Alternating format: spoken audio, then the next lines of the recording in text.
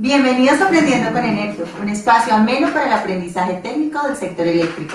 Esta es una producción de Energio con el apoyo de Keramus, CG Eléctrica SAS y M&M Creative Ideas. Recuerde seguirnos en redes sociales en energio.co y en Facebook en energio.oficial. Para adquirir el material técnico didáctico producido por M&M relacionado con riesgo eléctrico, seguridad eléctrica, sistemas de puesta a tierra, seguridad y salud en el trabajo para el sector eléctrico, entre otros, comunicarse con las redes sociales de Energio o CG Eléctrica SAS. Bueno, en la tarde de hoy tenemos un invitado muy especial, como siempre. Él es experto en toda la parte de prevención, innovación y cultura del riesgo frente a rayos. Bueno, ingeniero Daniel Aranguren, muchas gracias por aceptar nuestra invitación. Gracias, Paola, por invitarme. Bueno, les voy a hacer una pequeña introducción de quién es el ingeniero Daniel Aranguren. Él es un ingeniero electricista, máster y doctor en Ingeniería Eléctrica de la Universidad Nacional de Colombia y doctor en Ingeniería Eléctrica de la Universidad Politécnica de Cataluña. Cuenta además con 40 publicaciones internacionales y es gerente de la firma Keramus, que es una ganadora del premio FICE a la innovación 2017 en la categoría Negocios Exitosos. Bueno, ingeniero, pero queremos entrar ya en tema de lo que es los rayos. Yo quisiera saber, y todo el público que nos está escuchando quiere saber, qué es un rayo y cómo se forma. A ver, Paola, pues los rayos se pueden explicar de muchas maneras. Podemos hacer como una explicación física, pero a mí me gustaría decir como unos aspectos más generales. Primero, que es un fenómeno que es esencial para la vida. Primero porque tiene que ver con aspectos relacionados con el ozono, en la capa de ozono. Tiene que ver con aspectos como la fijación de nitrógeno, que es uno de los procesos esenciales para crear fertilidad en el suelo. Es decir, si algunos de ustedes han visto documentales pues, de estos de cómo se generó la vida, ven que los rayos están involucrados ahí porque fueron una de las formas que se ha descubierto que es una de las maneras que usó la naturaleza para generar la fertilidad del suelo. Y es un elemento que en términos generales mantiene en equilibrio la atmósfera como un sistema eléctrico, que es un sistema eléctrico global. Pero también se puede ver de otra manera. Los rayos son uno de los componentes de lo que llamamos el mal tiempo o el tiempo severo. Si lo vemos de una forma simple, en que nosotros estamos acostumbrados a vivir en un buen tiempo, ¿cierto? Y que cuando hay mal tiempo, pues nos funciona todo mal, falla, pues hay riesgo para la vida de nosotros, hay riesgo para la industria, para todo, pues los rayos son uno de los componentes de tiempo severo, sumados a la lluvia, los vientos. Entonces los rayos hacen parte de este fenómeno, y los rayos, si lo entendemos de esa manera, son una de las formas en la que la atmósfera libera energía que proviene de la radiación solar. Lamentablemente también son una forma de manifestación de la naturaleza por intervención humana, por cambios en el uso del suelo, por deforestación, por contaminación, entre otras cosas. Entonces, yo creo que es la forma más sencilla de explicarla. Podemos entenderlo también que es el resultado de la liberación de carga electrostática dentro de una nube de tormenta. Es decir, podemos suponer que es una descarga electrostática gigantesca, inmensa, que proviene de una nube de tormenta que, para que entendamos algo de números, tiene valores del orden de decenas de coulombios. Cuando hablamos de coulombios en carga eléctrica, pues son cantidades enormes, ¿cierto? En la universidad, pues cuando vimos campos electromagnéticos, creo que siempre hablábamos de picocoulombios o microcoulombios en el peor de los casos. Y aquí estamos hablando de coulombios, que es la carga que puede tener un sistema de transmisión de 500 kilómetros de longitud. ¿Sí? Ingeniero, estoy prendada de lo que me está comentando de los rayos, pero yo quisiera saber también cómo es la actividad de rayos en el mundo. Ok, la actividad de rayos en el mundo no es homogénea, ¿no? Los rayos se comportan de acuerdo a unas condiciones geográficas, orográficas y fisiográficas. Es decir, ya se sabe, varias investigaciones comprueban que son básicamente 3 factores los que conducen a que haya actividad de rayos. Regiones tropicales, regiones costeras que estén cerca de diferentes mares o océanos, como ya lo explicamos más adelante, de pronto más claro, y que tengan efectos orográficos importantes. Entonces, tenemos combinación de grandes montañas, de costas y de trópico, generalmente vamos a tener alta actividad de rayos. Entonces eso nos lleva pues, a Oceanía, al centro de África, al lugar donde estamos, donde está Colombia, Latinoamérica, Centroamérica, y por estas mismas razones, países muy al norte, los países nórdicos tienen actividad de rayos casi nula, o cero. Y para el caso de Colombia, ¿cómo es la situación de los rayos? La actividad de rayos en Colombia pues como ya lo expliqué, Colombia es un país ubicado pues con las condiciones que acabo de describir. Tenemos el Caribe y el Pacífico muy cerca, estamos ubicados en plena zona tropical y tenemos una ramificación de la cordillera de los Andes que genera tres cordilleras muy grandes, un valle gigantesco que es el Valle del Magdalena. Si nos salimos un poquito de Colombia tenemos que lo que hay otra bifurcación de las cordilleras y en la mitad aparece el lago de Maracaibo. Entonces en todo esto ocurren pues zonas de alta actividad de rayos. Hace poco una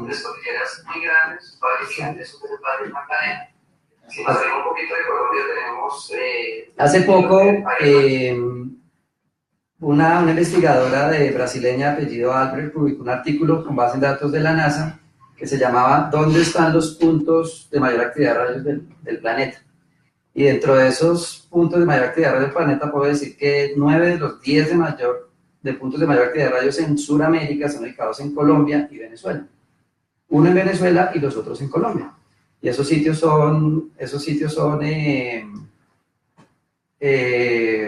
Samaná Caldas, Cáceres, Antioquia, hay uno en el Urabá antioqueño, hay otro cerca de la Sierra Nevada de Santa Marta, y pues todos esos puntos están en Colombia. Pero no solamente esos puntos son de los de mayor riesgo. Ciudades como Medellín, por ejemplo, Medellín tiene una actividad de rayos que es mayor a la de cualquier ciudad en un país desarrollado. La actividad de rayos en Medellín es de más de 6 o 7 rayos por kilómetro cuadrado al año, y lo mismo ocurre en Cali y en otras ciudades de Colombia, es muy alto. Bueno, creo que también estamos llamando acá a los rayos porque creo que se nos avecina una tormenta en este momento. Les recordamos también a todos los que nos están siguiendo en redes sociales, si quieren escribir todas las preguntas acerca de rayos, lo que tenga que ver con predicción y prevención, recuerden escribirlos ya en las redes sociales, estaremos contestando todas sus preguntas durante la entrevista y también después de la entrevista. Bueno, ingeniero, pero ¿cómo nos afectan los rayos a nosotros? ¿Cómo nos afectan? Bueno, obviamente la forma que más nos afecta es poniendo pues en riesgo nuestra vida, ¿cierto? Las estadísticas que se tienen hablan de que en países como Estados Unidos, Japón, países europeos, las tasas de muertos por rayos son del orden de 0.1 o menos muertos por millón de habitantes, ¿sí?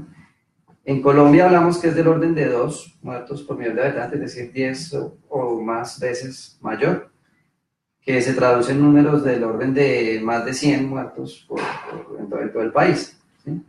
Es la misma situación en Perú, en Centroamérica, en México. Son tasas de mortalidad muy altas que es en general para toda Latinoamérica. Esa tasa de muertos pues está muy concentrada en lo que son unas poblaciones específicas. Colombia es un país que tiene lamentablemente una, llamémoslo así, dicotomía urbano-rural muy fuerte. Entonces, mientras que en Bogotá nadie se entera de que los rayos matan personas, aunque sí ocurren cosas, pues en la zona rural es muy alta. Entonces hablamos de campesinos, de los soldados. Ahora pues sí que hay algo de tiempo les hablo un poco de lo que es este problema en las fuerzas militares. Pero entonces les quiero dar unas cifras generales en probabilidad como para que nos ubiquemos. Y de la siguiente manera, para un ciudadano, para un inglés, para una persona que vive en Inglaterra, hay una probabilidad de 1 en 3.750 de que esa persona o un familiar o un amigo cercano tenga un accidente por rayos en toda su vida. Estamos hablando en 80 años. En 80 años de vida de una persona, pues hay una probabilidad de 1 en 3.750 de que conozca un caso en sus personas cercanas. Si uno se va para Estados Unidos, esa probabilidad es de 1 en 1.250, ¿sí? Pero si se va para Malawi, unas cifras que tengo aquí al frente, se va para Malawi, que es un país pequeñito en el centro de África, que es el país con mayor tasa de muertos por rayos del mundo, en Malawi la probabilidad es de 1 en 5. O sea que prácticamente todas las personas o les cayó el rayo o a su hermano le va a afectar un rayo. En Colombia en general, esta misma cifra es del orden de 1 en 178. Para el colombiano promedio, la probabilidad de que yo sepa de un accidente en mi familia durante mi vida es de 1 en 178. Pero entonces vayámonos a... No, regreso un poco. Ya hablamos de Colombia. Colombia es una en 178. En Bogotá, para el bogotano promedio, la probabilidad es de 1 en 4154. ¿Sí? Por eso es que nadie en Bogotá, si le preguntas a un bogotano promedio que si los rayos son peligrosos, pues te va a decir, pues yo creo que no, porque jamás he escuchado de eso. Pero si uno se va para Cajibío, Cauca, que tiene 38.000 habitantes, que es uno de los sitios donde más casos de muerte se representan, por ejemplo, en soldados, uno habla que la probabilidad es de 1 en 15. Y si uno es un soldado del Ejército Nacional, que tiene 230.000 personas aproximadamente, y está en todo el país, con la tasa de casos que hay allá, pues se habla también de 1 en 5. Es decir, el Ejército Nacional, la población del Ejército Nacional tiene la misma afectación que el país más afectado del mundo. Y si vamos finalmente a otra población afectada, como son los indígenas de la Sierra Nevada de Santa Marta, que son 30.000, 40.000 individuos o personas, pues la probabilidad es de 1 en 6. ¿Ves? Entonces, en resumen, para el bogotano promedio, saber que ocurre un caso de rayos es muy raro, pero para un indígena de la Sierra Nevada, pues prácticamente que es su día a día. Bueno, ingeniero, creo que todas esas cifras nos han dejado bastante impactados porque realmente no conocíamos el real impacto, valga la redundancia, que tienen los rayos pues, en la población. Pero entonces también quisiera saber por qué en este momento se está hablando tanto de rayos en Colombia. A ver, se está hablando mucho de rayos en Colombia porque en el 2012 hubo una ley, bueno, un poco más, una ley que es la ley 1250, que es una ley que es, pues como que lanzó, abrió la puerta a lo que se llama la gestión, el sistema, por el cual se regula el Sistema Nacional de Gestión de Riesgos Naturales. ¿Sí? Esta ley generó unos principios, como el principio de concurrencia, el principio de adaptación, el principio de prevención, y creó unas definiciones como es la definición de cambio climático, de adaptación al cambio climático. Entonces, en principio, desde el 2012, todas las entidades públicas y privadas colombianas, de cierta manera, están obligadas a que tienen que hacer un manejo integral, una gestión integral de todos los riesgos por fenómenos naturales. ¿Sí? Allí aparece el tema de la concurrencia, por ejemplo. Concurrencia quiere decir que tanto entidades privadas como públicas, como académicas, que tengan conocimiento, información sobre los fenómenos, están en cierta forma obligadas a aportar y a tratar de evitar que los desastres ocurran. ¿Sí? Esa es una de las razones. Y la otra razón, pues que estamos en el contexto de cambio climático. El cambio climático todavía no hay un 100% de certeza de que existe o no existe. Digamos, hay gente, ustedes han visto pues la discusión de que muchos dicen que sí, otros dicen que no. Nosotros pues creemos que sí, pero ese contexto de cambio climático a lo que lleva es que con el aumento gradual de la temperatura, esa temperatura, esos pocos grados centígrados que aumenta la temperatura de un lugar hacen que la actividad de rayos también aumente, así como aumentan todos los fenómenos severos del tiempo. Y se habla que por cada grado centígrado de temperatura la cantidad de rayos puede aumentar entre 10 y 20% en un lugar. ¿Sí? Entonces, por eso se está hablando mucho. Y también se está hablando mucho por un tercer factor, que es el efecto conocido como efecto urbano o efecto isla de calor, que lo que consiste es que en una ciudad se cambia el uso del suelo, es decir, se reemplaza la capa vegetal por asfalto, se produce contaminación, material particulado, una serie de cosas. Eso lleva a un fenómeno que se llama efecto isla, o isla de calor, que es que la temperatura del sitio empieza a subir y a subir paulatinamente. En Bogotá, por ejemplo, en Palo Quemado, que es donde se tienen los datos de algunas mediciones, la temperatura media de Palo Quemado es 2 grados más alta que en la sabana de Bogotá saliendo de Bogotá.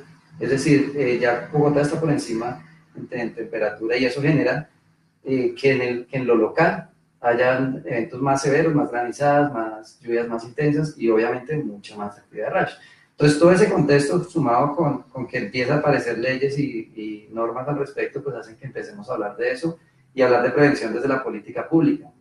La política pública tampoco ha avanzado, pero la aplicación de las normas en las entidades públicas pues va despacio. Entonces todavía pues, nuestras entidades de gestión de riesgos están como aprendiendo el tema y como desarrollando protocolos.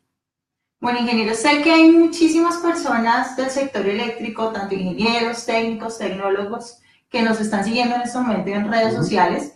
Y pues yo creo que una pregunta que muchos de ellos podrían estarse haciendo en este momento es qué recomendaciones usted le daría a estas personas del sector eléctrico cuando ellos están haciendo sus labores en campos abiertos.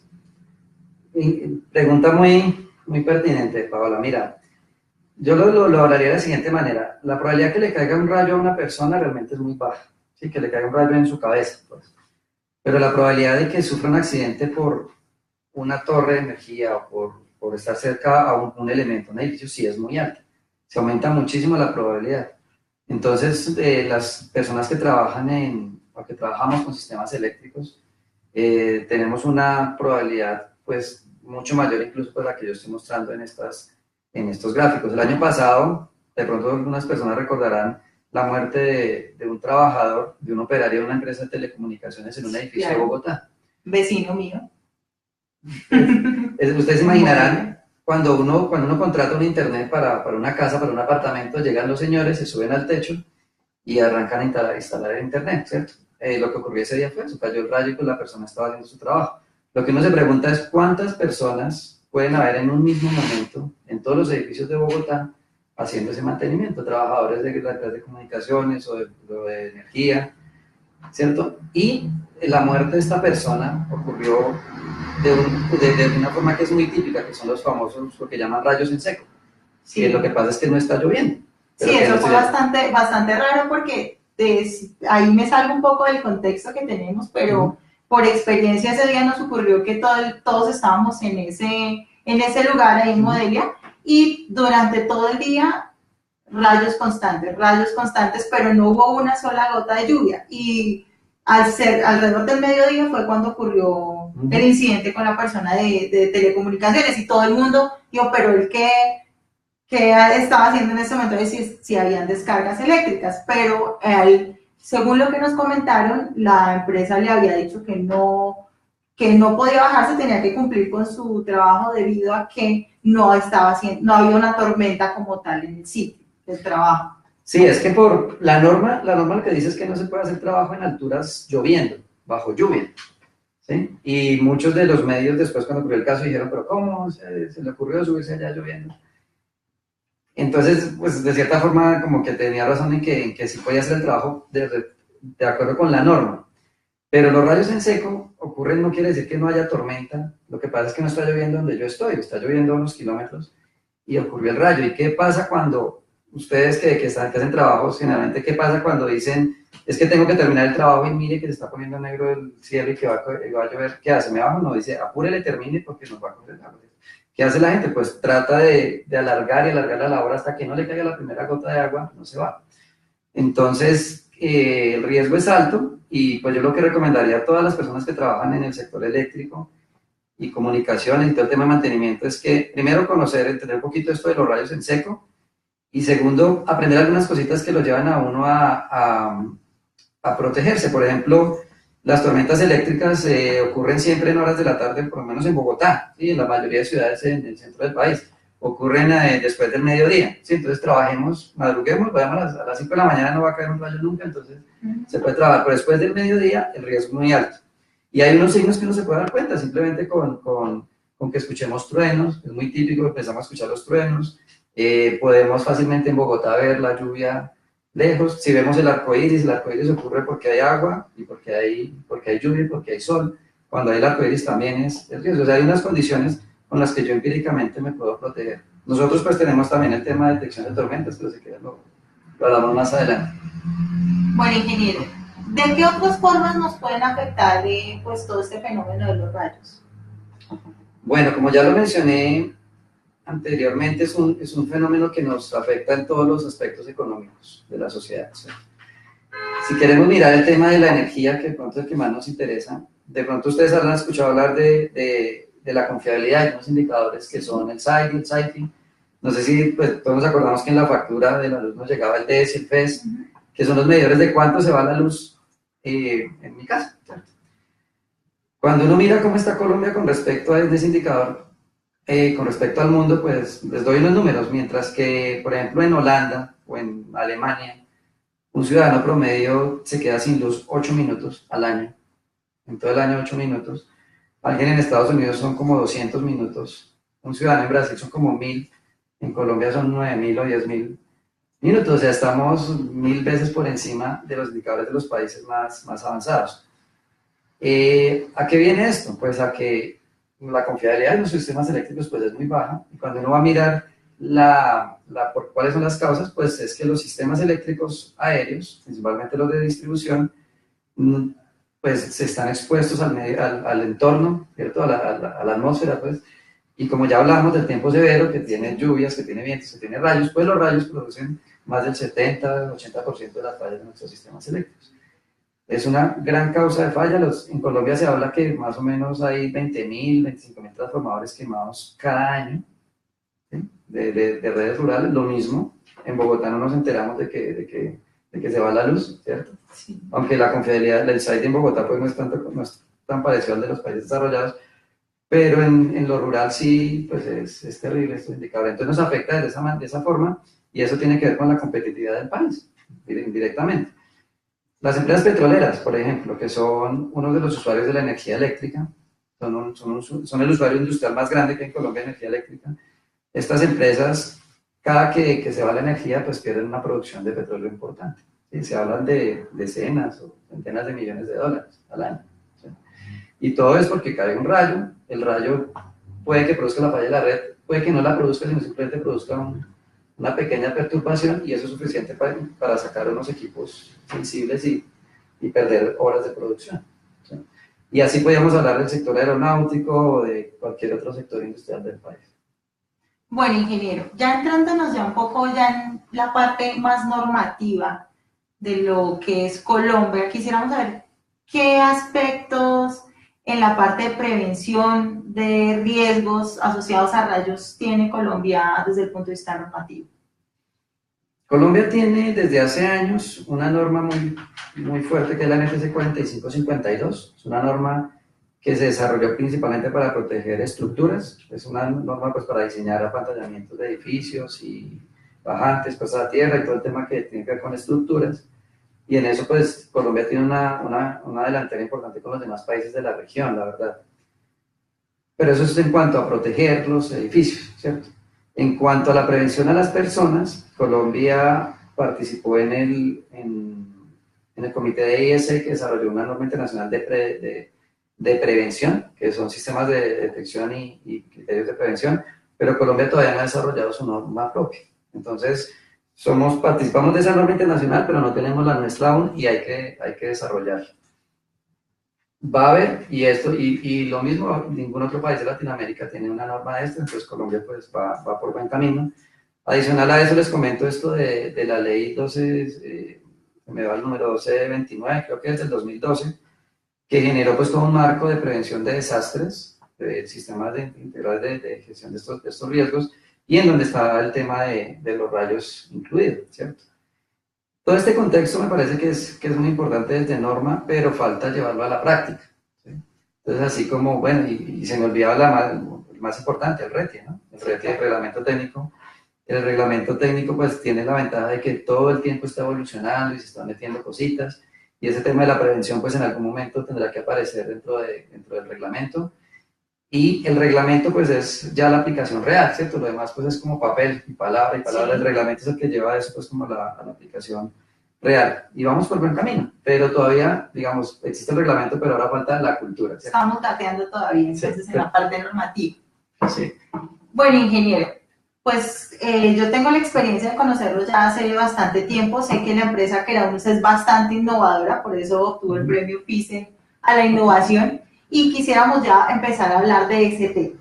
¿Qué desarrollos científicos se han realizado a nivel Colombia en materia de rayos y cuál es el alcance real que tienen en este momento? Bueno, también, igual que en el punto anterior de las normas, Colombia tiene un bagaje científico en el tema de rayos importante. En Colombia, desde los años 80, hay profesores de las universidades de Colombia desarrollando investigación. Dentro de la Universidad Nacional, que fue donde yo me formé, pues hay un grupo muy fuerte, tal vez el grupo más fuerte que ha tenido el país, y allí se han desarrollado desde cosas teóricas, modelos, hasta aplicaciones muy prácticas, software. Se han desarrollado muchas cosas, y muchos compañeros míos de maestría y doctorado pues han aportado muchísimos desarrollos. Para hablar un poquito de pronto de lo que hemos hecho nosotros, desde el año 2004 empezamos a trabajar en instrumentos para detectar tormentas eléctricas. El objetivo principal no era detectarlas, era medirlas. Básicamente era medir cuáles eran sus parámetros eléctricos, cargas, caracterizarlas en las horas del día, en el año. Bueno, eso era un trabajo científico. Pero desarrollando ese trabajo de investigación empezamos a aprender de los instrumentos, al punto de que construimos un instrumento que, pues cuando fuimos a compararlo con los que habían en otros lugares del mundo, tenía sus aspectos de invención, eran diferentes, pues nos habíamos inventado un método diferente de medir, y esos son los que hoy en día pues, son unos molinos de campo eléctrico que se distribuyen bajo una marca, que es Pretor, y que son equipos que lo que hacen es detectar tormentas eléctricas en forma temprana y mediante unos algoritmos, unos procesos especiales, pues emiten alertas para proteger personas. El principal desarrollo científico que en nuestro caso pues, se ha hecho es el desarrollo de estos instrumentos. Hay una parte en donde termina la investigación, ¿cierto? Cuando se acaba del estudio en la universidad, pues terminamos de hacer estos posgrados, maestría, doctorado, pues se acaba la investigación y ¿ahora qué? ¿Qué hacemos? Pues, ¿qué viene después de la investigación? Pues la innovación tecnológica. ¿Y en qué consiste la innovación tecnológica? Pues en que cojamos ese conocimiento y lo materialicemos, porque hasta que no lo use alguien, pues eso es papel muerto, ¿sí? Sí, claro. Entonces, en el momento que la innovación llega a dar servicio, como en nuestro caso, que llegamos ya, en el 2010 empezamos a dar servicios de alerta de tormentas, aplicaciones reales, que fue en un campo petrolero, fue en Campo Rubiales, y aprovecho para agradecerle a los ingenieros que en su momento creyeron en nosotros, porque no había ninguna empresa, no había ninguna marca, simplemente había unos aparaticos piloto en la universidad, y estas personas pues creyeron que servían, y gracias a ellos existimos. Entonces empezamos en Campo Rubiales, se pusieron unos equipos de detección, y empezó a evolucionar esto en estas aplicaciones, en mineras, en campos petroleros, en las ciudades. En Bogotá pusimos pues, también nuestra red de detección, en Medellín, Manizales, y ya son, digamos, 7 años de desarrollo tecnológico, ¿sí? Seguimos haciendo investigación, produciendo papers, resultados de investigación, pero a lo que nos dedicamos principalmente es a hacer la innovación tecnológica, que es llevar esto a que la gente lo use. Bueno, ingeniero, creo que eso ya nos lleva a una pregunta que creo que muchas personas que han visitado están de ustedes cuando han ido a ferias, han asistido o en eventos donde ustedes han estado, les mencionan siempre lo que es el sistema de alerta temprana SAT. Entonces quisiéramos saber un poco más de qué es este sistema y cuál es el papel que tiene frente a la predicción de rayos. Ok, el SAT es una abreviación de Sistema de Alerta de Tormentas, ¿cierto? Y el SAT lo introdujo una norma internacional, que es la que les comento, como la herramienta que hace que los sistemas de protección contra rayos mezclados con este sistema de alerta de tormentas garanticemos la protección de las personas, ¿cierto? Cuando hablamos de un sistema integral de protección contra rayos, pues hay que hablar de muchos aspectos. La gente del común pues piensa que es un pararrayos, una tierra, y no, pues es el sistema de protección externa, interna, pero viene el sistema de prevención también. Y entre el sistema de prevención está el sistema de alerta de tormentas. Nosotros hemos desarrollado sistemas de alerta de tormentas que pues, hemos trabajado para que estén pues, en los niveles más altos de estas normas. Estas normas tienen unas categorías A, B, C y D, que a lo que se refieren estas categorías es a la confiabilidad de los sistemas, ¿sí? A la credibilidad que le podemos dar a los datos y así lo podemos usar realmente para proteger a una persona. Entonces, cuando estábamos haciendo la investigación en la universidad, era un equipo categoría F, ¿sí? Porque sí, pues detectaba, pero no era confiable para proteger la vida de las personas. Hoy en día es un equipo categoría A por su continuidad, su confiabilidad y por las variables que tiene, ¿sí? Entonces, eso es un sistema de alerta de tormenta.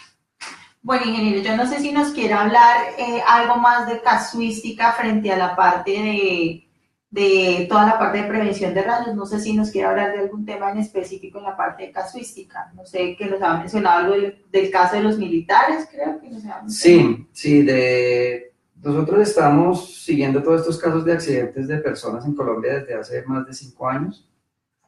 Y además de llevar las estadísticas, pues conocemos mucho de cómo se dan estos casos. Hay algunos casos que la gente conoce que son muy dolorosos, como el de los indígenas de la Sierra Nevada, que fueron varias, pues 14 indígenas que murieron en una maloca en medio de un culto pues, religioso que ellos estaban haciendo. Ese caso, espero me sirva para hablar de un riesgo que es el de las aglomeraciones, ¿cierto? O sea, en las aglomeraciones nosotros tenemos conciertos, tenemos partidos de fútbol, Tenemos una cantidad de cosas, de eventos en los que pues si ocurre un rayo puede producir una tragedia de grandes proporciones. Lo mismo, ¿por qué la gente no se preocupa por eso? Porque dice, pues yo nunca he escuchado que eso ocurra en Colombia, yo nunca lo he visto, o aquí en ninguna ciudad de Colombia ha habido un rayo en estadios que nos preocupe. Claro, pero entonces cuando uno mira el riesgo, dice, bueno, puede que ocurra una vez en 10 años, ¿cierto?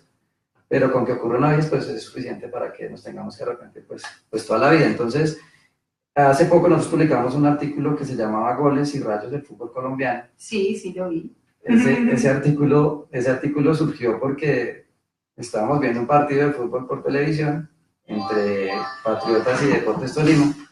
El partido quedó 1-0, no, perdón, entre Patriotas y Río Negro, Patriotas de visitante. El partido quedó 1-0 y en el momento que metió el gol Patriotas, lo alumbró así como un flash, como si fuera una cámara y una foto, lo alumbró y resulta que era un rayo. O sea, al mismo momento que metió en el gol, cayó el rayo. Entonces lo bautizaron el relampagol, ¿cierto? Y quedó el relampagol.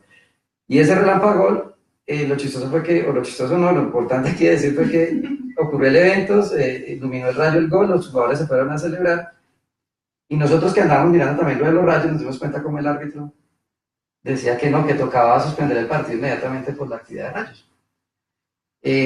Lo suspendieron, pero al día siguiente pasó otra vez, la semana anterior volvió y pasó, o sea, fue en esos 15 días, terminando parte del campeonato, hubo por lo menos casos de estos que yo recuerde en Tunja, en Ibagué, en Río Negro, en el mismo Medellín, en el sur yo no sé, incluso en el Atanasio Girardot. Entonces nos pusimos a analizar todas estas estadísticas y es impresionante. Hablamos que cerca del estadio, recuerdo mucho el estadio de Barranquilla, ocurrían más de 1000 y pico de rayos a menos de 1 kilómetro en un año, cuando empezamos a sacar la estadística. Eso nos conectó con otro caso. El año pasado, en noviembre, en un partido en Villavicencio, hubo un accidente de dos periodistas también. Y lo curioso del caso, todos son anécdotas, porque todo esto lo ven como anécdotas, no lo toman todavía como un tema tan importante. Cayó el rayo a una distancia del estadio y los únicos afectados fueron dos periodistas, cada uno estaba a un extremo de la cancha, ¿sí? Y cayeron los dos. A nadie me le pasó nada, y bueno, ¿qué pasó? Lo llevaron al hospital y todo, ¿qué pasó? Logramos hablar con una periodista y nos dice, no, lo que pasa es que yo tenía unos audífonos, tenía el micrófono, tenía un aparato aquí en la espalda, y eso tiene unos cables que van hasta afuera del estadio a un camión que tiene unas antenas de comunicaciones. Entonces, pues claro, obviamente el rayo después lo ubicamos a 700 metros del estadio, lo que uno dice, pues, hubo una inducción, por alguna parte entró el radio a través de los cables, y una de estas periodistas quedó con unos problemas en el oído. ¿Sí? Entonces, imagínense en ese riesgo tan grande, además expuesto por órganos sensibles como el oído. Entonces, la facilidad de que ocurra un accidente es muy grande. ¿Sí? Entonces, así tenemos el tema de las aglomeraciones. Estéreo Picnic, los conciertos del Simón Bolívar. Hace años ocurrió un caso con 100 heridos en Antioquia, hace como 2 años. Y todo esto es repetitivo. Pero cada que ocurre un caso lo llaman a uno como si fuera otra vez. Son eventos aislados, los ven. Sí, Eventos aislados. eventos aislados, sí. Bueno, ingeniero, yo sigo remarcando la parte de innovación de ustedes como empresa y algo muy importante que mencionamos al principio de la entrevista es que ustedes fueron ganadores del premio a la innovación FICE. Entonces, quisiéramos saber un poco más de cuáles fueron los parámetros que evaluó FICE para entregarles ese premio, porque sé que fueron varias las empresas que participaron y fue muy dura la competencia. Sí, eso es muy grato para nosotros contarlo, la verdad, es muy grato para mí contarlo. Mire, el FICE abrió una convocatoria que tenía dos modalidades, negocios exitosos y negocios potenciales. Nosotros nos escribimos en el tema de negocios exitosos con la idea de mostrar un sistema de información sobre este fenómeno a nivel de Latinoamérica. No estaba limitado a Colombia, sino a nivel de Latinoamérica. Pues este evento es un evento que reúne a las empresas del sector eléctrico de toda Latinoamérica.